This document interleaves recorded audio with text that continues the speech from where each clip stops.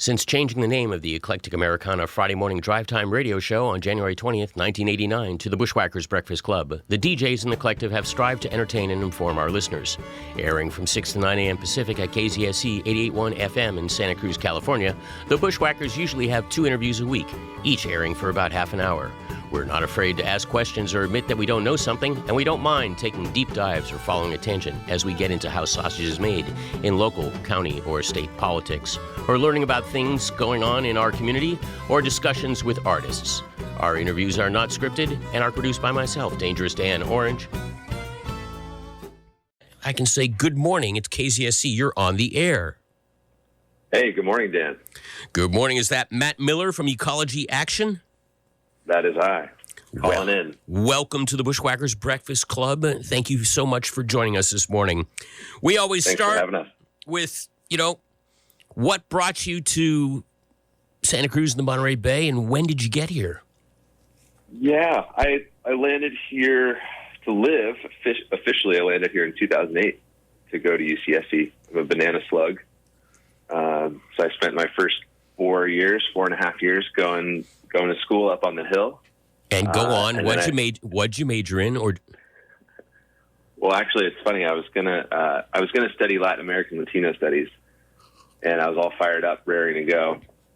And then I was talking to my parents and talking to friends about it, and a few people decided, they were like, "Hey, are you really sure you want to do that? Or, you've been talking about environmental education and nature for a long time. Maybe you should think about environmental studies." And I was, 18 and fired up. So I just went over and looked around and talked to a few people in that department and was convinced to take a few classes. And then I ended up going all the way down that road and doing environmental studies, environmental education, and natural history. And how'd you get to Ecology Action? Well, I guess it started actually before I even landed in Santa Cruz. When I was 15, 16, needing to get around, I couldn't afford a car, and my parents couldn't buy me a car, and I needed to get where I needed to go. So I started riding my bike. Once again, I had a couple friends who were doing it, and it kind of was a source of inspiration. And so I started riding my bike around to get to work and class and girlfriend's house and everything. And pretty quickly realized that it was not only a great way to go, but it was my ticket to freedom. It didn't cost me hardly anything, and I could go everywhere my legs carried me in a 5-10 mile radius. And so I brought that with me to Santa Cruz. I was doing transportation work while I was at UCSC. I ran the bike library there, worked on the Sustainable Transportation Working Group. And so I got formally into bike advocacy and bicycle programming when I was in college. And then my path went a little bit here and there. I went to South America for a year. I was a field biologist for a couple of years, bike toured part of the year, and then eventually landed at Ecology Action in 2017 after working for a couple other community nonprofits, the Museum of Natural History and then Save Our Shores. And then I landed at Ecology Action for a new position to work on adult bike programs in Santa Cruz County, things like Bike to Work Day, and some of our UCSC work. Funny you should mention Bike to Work Day. Grant sends a text in, why not bring back Bike to Work Day in the spring next year and the fall and help build community? Yeah. That's a great question, Grant. Yeah, so we, as I'm sure you know, we stopped doing Bike to Work Day in part because of COVID-19, and gathering thousands of people to share food was just not possible. But then another thing that happened more quietly in the background is that our grant funding landscape changed. So the funding that supports Bike to Work Day and Bike Challenge and Bike Month, more than half of it we didn't get. And so we've since pivoted to do wider reaching events like Bike Month and Biketober. And instead of having, 2 days and 3-hour events that are great, don't get me wrong, Bike Month and Biketober are a month apiece.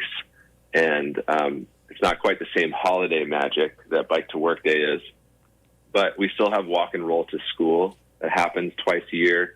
and now we just do a longer duration campaign twice a year to get more people riding their bikes more often. Well, speaking of pivoting and COVID and whatnot, Grant also says, why have Eco Action, why have all the workshops gone virtual?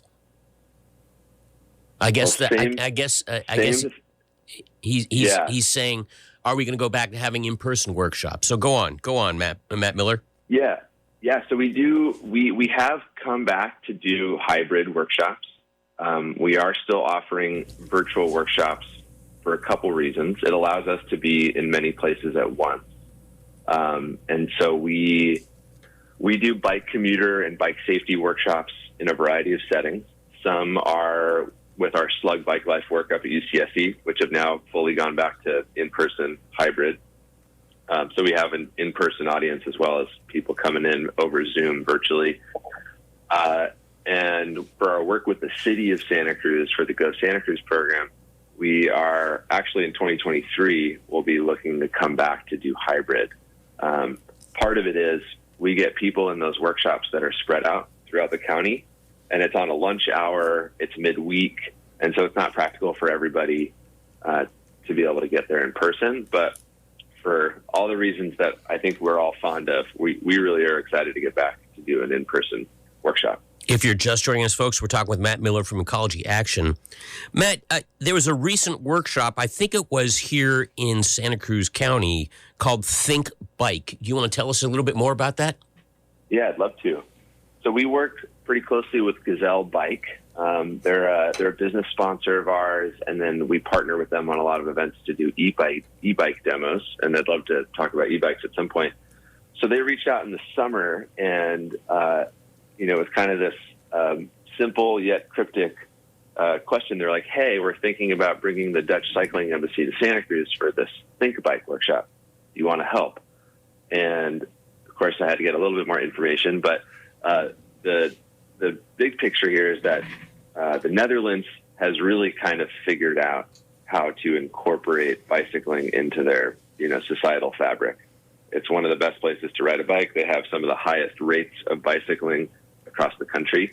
And now they have a cycling embassy that's a public-private partnership that goes all around the world to try to educate and export that bicycling model, which actually we come to find when we actually had the workshop here in Santa Cruz, that it's more of a mobility model.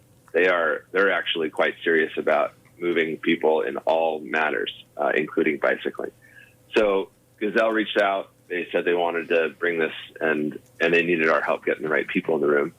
Because Ecology Action works so closely with, all the local jurisdictions in Santa Cruz County, in formal and informal ways, we helped gather about 35 people, transportation engineers, planners, local elected officials, NGO partners, basically everybody who's involved in Santa Cruz County in, bicycling and transportation.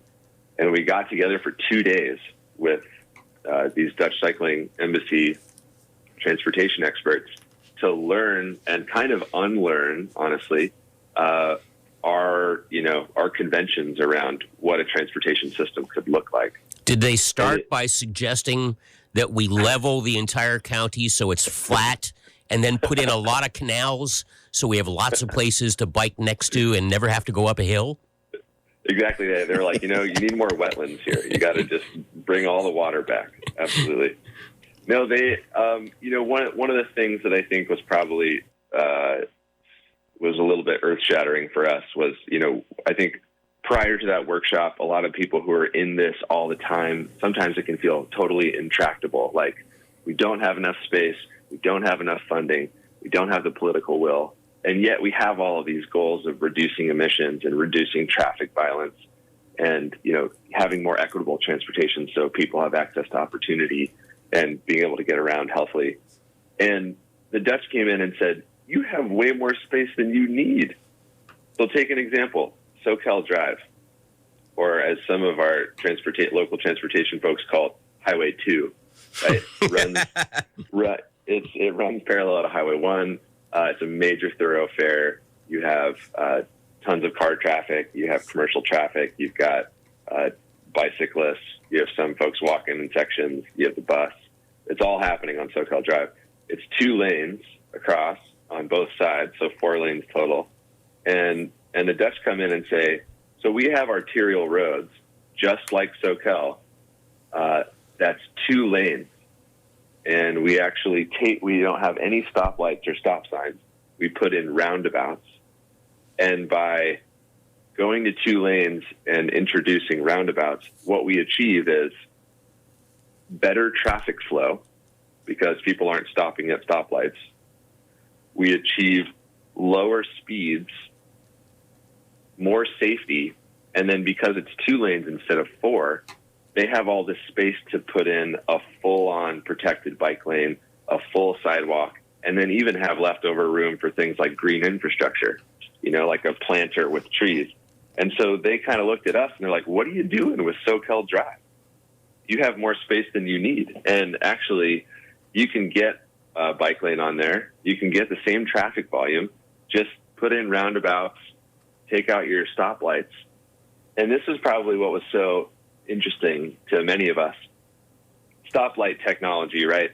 We're increasingly in this technologically advanced world. And so in the U.S., there's a lot of talk about smarter traffic lights, things that are, connected to the sensors in our cars and our phones and everything, and that it can just really predict more closely the patterns on a road.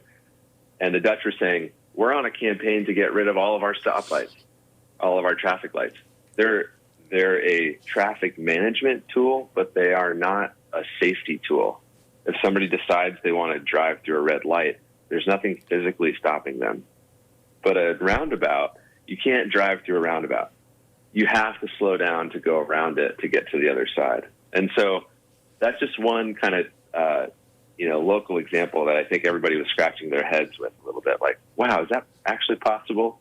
Does that work? And they kept saying, yep, we do the same 15 to 17,000 cars a day, but we do it with 50% of the car lanes.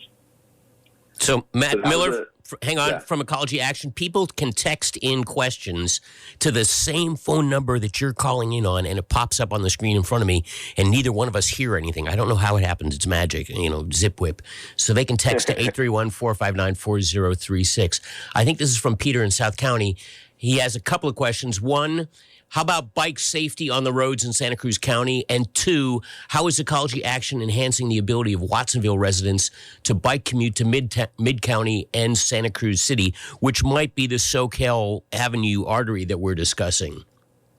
Yeah, those are great questions. I'll answer them a little bit in 2 steps here. So bike safety in Santa Cruz County, there's a lot of different ways we can go about achieving bicycle safety. So Ecology Action, a lot of our work, our day-to-day work is really in the, like my work, for example, is all around education and bike safety from a, education, equipment, and knowledge perspective, right? So, being a safe cyclist and achieving bike safety is a combination of where you physically bike and what route you're on, but then also the behavior that you have while biking. We don't really have any formal bicycle education in the world. When people learn how to ride, they're not also given a playbook on how to do it. And so Ecology Action has many steps along the way, starting from, second graders learning pedestrian safety, 5th graders learning bicycle safety. We do a bunch of work at, kind of the college age and up level on my team. So coming in at the educational level and socializing bike safety, that there are ways of conducting yourself, that there's having a helmet, having lights, having reflective gear, using hand signals. These are all things that are going to help you achieve bicycle safety.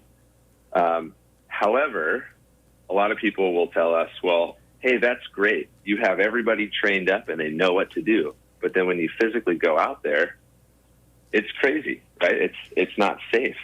There's cars whizzing past you that you don't have space. There's no bike lane, or the bike lane disappears. Or the bike that's lane where has a got lot- potholes like Freedom Boulevard. Go on.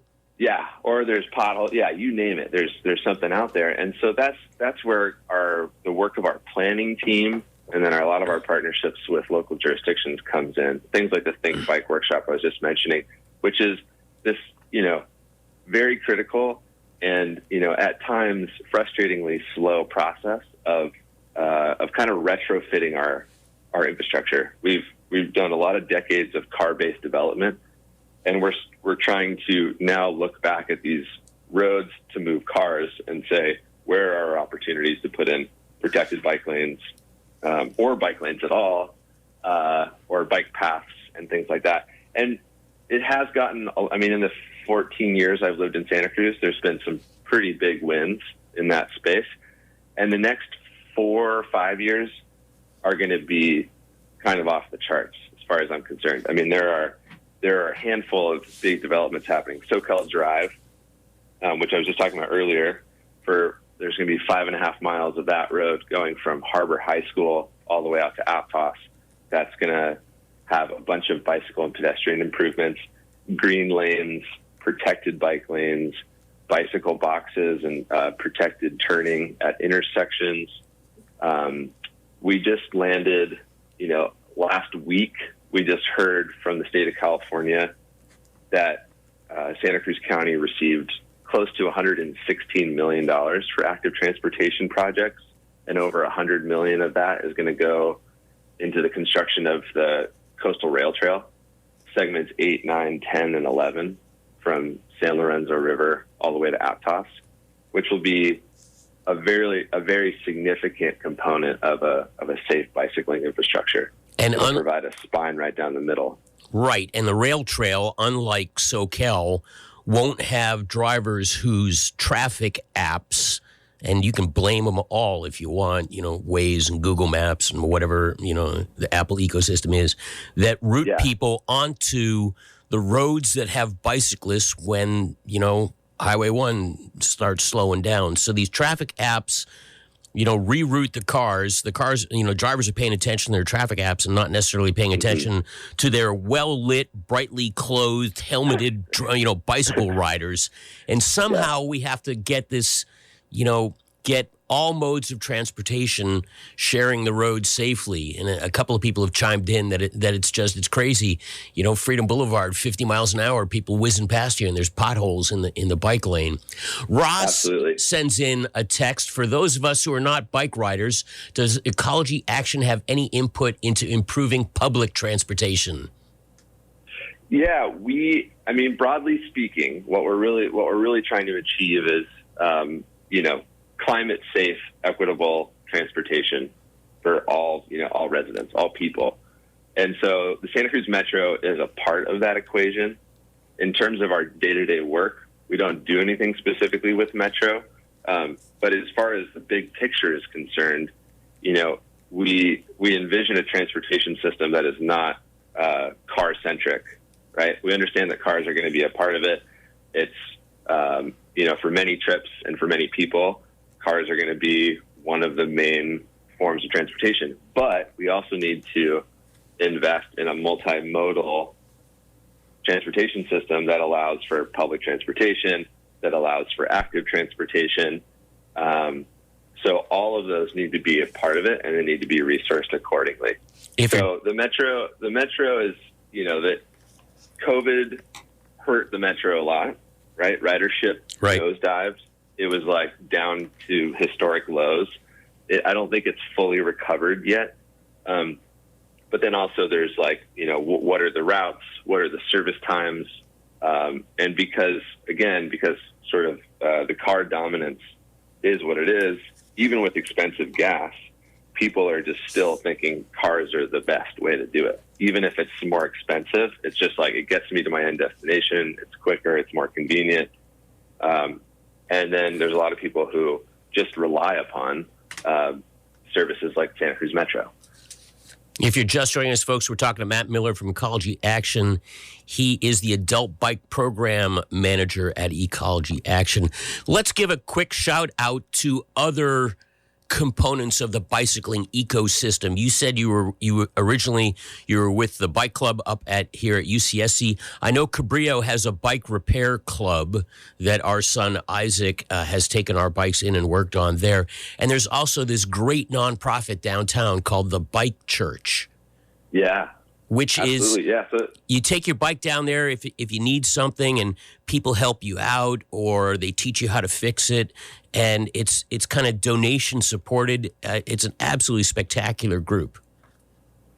it is, yeah. So both the Bike Church, the Bike Co-op at Cabrillo, the Bike Co-op at UCSC, El Bike Shack in Watsonville. These are all examples of really important community institutions that kind of support sort of the most basic part of bicycle mobility. Like they are a place where people can bring parts, people can find parts, people can learn to work on their bike and become empowered to be their own bike mechanic.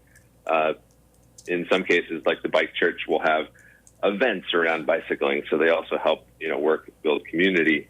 And then it's also a tool shed. So people, can come in, have access to tools, work on their own bikes. The now paid staff, many of them are paid staff at the Bike Church, for example, are knowledgeable bike mechanics themselves, and they can actually help instruct and teach you how to work on your bike. So, yeah, I actually built a bike there back when I was, a sophomore at UCSC. I had found some parts. I found a frame. I went in there over the course of about a month, and I built up a town bike to get around. And actually, a volunteer at the time, Rita, she was also simultaneously doing work for Ecology Action, and this was years before I ever landed there.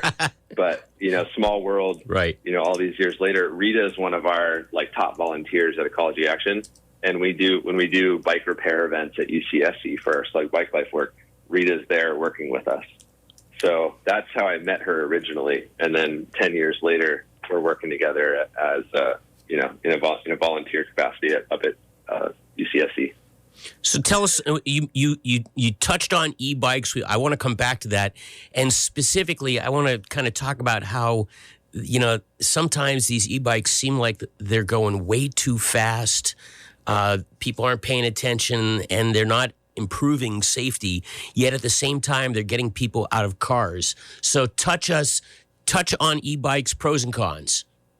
Yeah, so it's kind of it's a big exploding wild west of bicycles just in the last few years, especially during the pandemic. Actually, there was a bike boom overall, but the high point of that were e-bikes.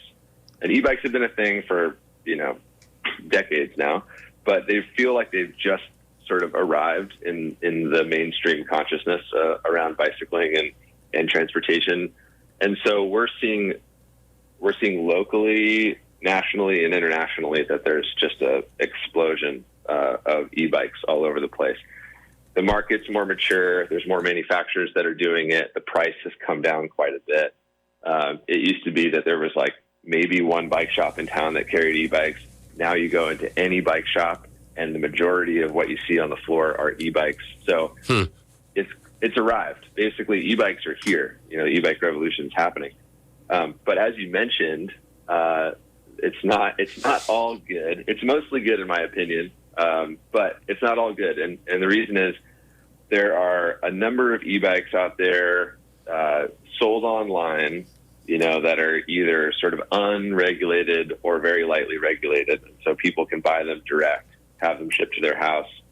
And yeah, sometimes they can go, most of them should be at least a class 3 e-bike, which should assist up to 28 miles an hour, which is really fast. I have a class 3 e-bike. And to be honest with you, it kind of scares me sometimes because I'm going the same speed as cars, right, in really tight corridors. So, my reaction time has to be, without error. But the overwhelming benefit of e-bikes is that a lot of the barriers that we see with bicycling that we've been, since the early 90s, we've been collecting data from Bike to Work Day, and then, nationally and the world over. What are people's barriers to biking? Well, distance is one of them. Locally, hills is another one. Time, effort, kids, cargo, you name it, right? So those are all real barriers that people face to using a bike for transportation trips. E-bikes address all of them. If you're going from Aptos to Santa Cruz, or if you're going from Watsonville to Aptos, that might be a distance on an analog bike that is it's possible, but it's impractical. You get an e-bike and you can do that trip in half the time and half the effort. Hills are pretty much neutralized. Most e-bikes have a powerful enough motor to get you right up. Kids and cargo, there's so many different kinds of utility bikes that are produced today that you can carry 1, 2, 3 kids plus groceries plus all of your wares for the day. And we're seeing that a lot more all over town. And then the effort piece, I would do it, but I don't want to sweat. I don't want to have to bring an extra change of clothes. You can ratchet up the level of pedal assist and get somewhere and be cool and calm and collected. And so it's amazing how much all of those barriers are just readily addressed by e-bikes. But then it really highlights how the physical spaces and infrastructure needs to keep pace, right? Because if somebody has all that, but then they go out their front door, they don't feel safe to ride, that's going to be a significant barrier to overcome. Well, it's going to increase the community, people who are raising their voices on, providing safe space for, bicyclists. Haas sends in a note. By the way, you're listening to KZSC Santa Cruz. It's the Bushwhackers Breakfast Club. I'm Dangerous Dan. We're talking with Matt Miller from Ecology Action, the adult bike program manager down there. Haas sends in a note. He's curious if you have advice for a local bike transit enthusiast who wants to get involved in ecology action work, either volunteer or professionally. Yeah, awesome. I would just go on to our website, ecoact.org, and we have a contact page, and you can send us a note, drop us a line, let us know what your story is and what you're about, and we'll be in touch with you. Somebody texts in, the SCCCC has its own bike safety officer. I don't even know what that is. Oh, the Santa Cruz County Cycling Club. Oh, thank you, Matt. A 5-letter acronym that I was unaware of, but apparently you. So who are they? And they have their own bike safety officer, and I guess they're just another group that you work with on raising, the level of visibility. We got the KPFA News morning headlines, by the way, coming up in about 2.5 minutes here on KZSC Santa Cruz. Go ahead and talk about the SCCCC. Yeah, so it's like it sounds. It's a cycling club that's been around for decades here in Santa Cruz County, and I think they exist, to promote cycling, healthy lifestyles, education, community, and they have a lot of different activities that they do. Most commonly, they do group rides on like a weekly basis that are at different levels, so beginner, intermediate, advanced. So it's like a cycling community, cycling club. But then they also have something, they do clinics and trainings. My guess is that the safety officer, that might be Leo Jed, who's a local bicycle safety legend here in Santa Cruz County. But then they also have a small grants program that they give out to organizations like Ecology Action or the Bike Co-op, Bike Church, to support and create a feedback loop within the local cycling community. So they're all about trying to get people on bikes. One of our listeners texts in, Santa Cruz County Cycling Club has nearly 600 members. They have rides every Tuesday, Thursday, Saturday. E-bikes are welcome. So, and they have different groups for beginner, intermediate, and advanced. Oh, Albert is their safety officer. You see what happens with this magic? I tell you what, Matt Miller, it is great that you've joined us, and you have definitely expanded my awareness of what's going on in terms of two-wheel transportation and alternative transportation. And it's pretty cool that the Dutch have their own cycling embassy that travels the world. Thank you so much for joining us, Matt Miller from Ecology Action. You got 15 seconds if you want a last word. Yeah, well, just want to thank you, Dan, for having me on. And I would say that's just the tip of the iceberg. So let's keep the conversation going because there's a lot here. Excellent. We'll have you back, Matt Miller, Ecology Action, KZSE Santa Cruz. Thank you so much for joining us this morning. You've been listening to a podcast from an interview on the Bushwhackers Breakfast Club on KZSC 88.1 FM in Santa Cruz, California. This interview has been produced by myself, Dangerous Dan Orange. KZSC is a student-run college and community non-commercial educational radio station broadcasting from the UC Santa Cruz campus. You can stream KZSC online at kzsc.org. Thanks for listening.